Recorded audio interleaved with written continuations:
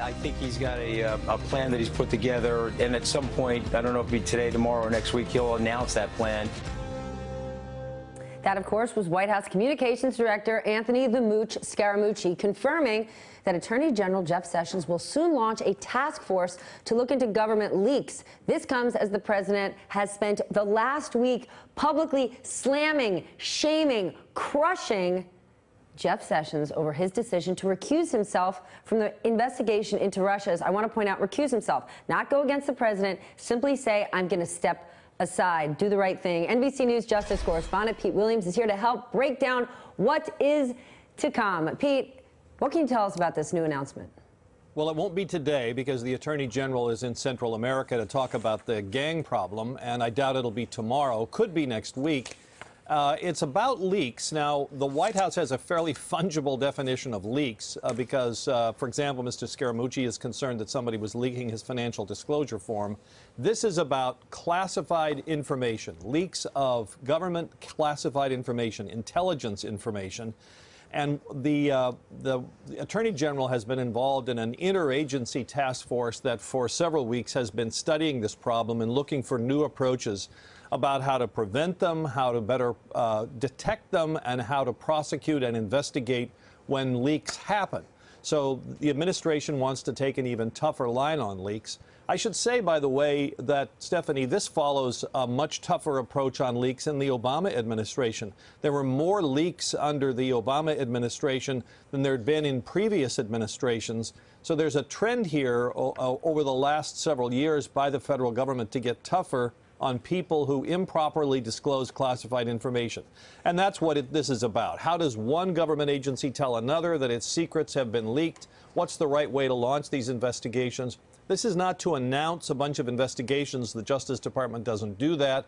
My understanding is it's not to announce a bunch of prosecutions. It's instead to announce how the government intends to get tougher to try to discourage leaks before they happen and punish people after they do happen. All right, I want to bring my panel back in. Bret Stephens and Josh Green, as far as speaking bad about one another or leaks, the president isn't doing it behind Jeff Sessions' back. He's doing it right out there in the open and across the board, whether you're talking riots or Steve Bannon. Some are even saying Sarah Huckabee Sanders and Don McGahn are urging the president to stop this.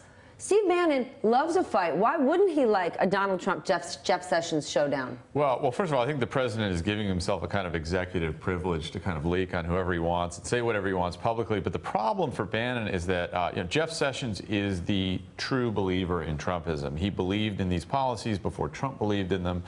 Bannon, too, believes in them very deeply and understands that Sessions is really the most important cabinet member and one of the only people able to carry out parts of Trump's agenda, because a lot of what he's in charge of doing is enforcement. It doesn't entail getting legislation through Congress, which we've seen Republicans have an awful lot of trouble getting done. So I'm sure that Bannon is anguished by these public attacks by the president on Jeff Sessions, but no one seems to know how to make it stop. Then what do Republicans do if Jeff Sessions is the only cabinet member who is clearly carrying out that Trump agenda that he campaigned on, and Trump is going after him so aggressively? Then it's clear to everyone this is personal for Trump and it's about the Russia investigation. How do Republicans see it as anything besides that?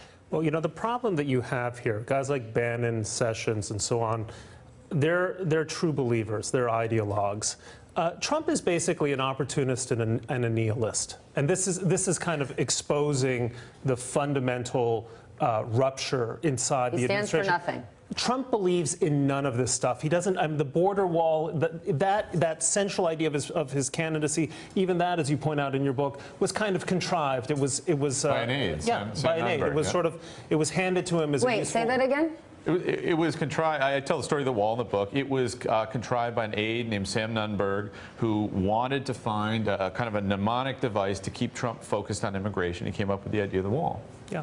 So, look, so, you know, the basic problem that you have here is you're finally exposing the fundamental fissure in Republican governance today, which is that they have hitched the stars, like, in a way like the true believing communists who hitched their stars to Stalin. I don't want to say Trump is Stalin, but the vehicle for power ends up being also a vehicle for self-destruction, because the guy at the top doesn't believe in any of the articles of faith. He believes in himself.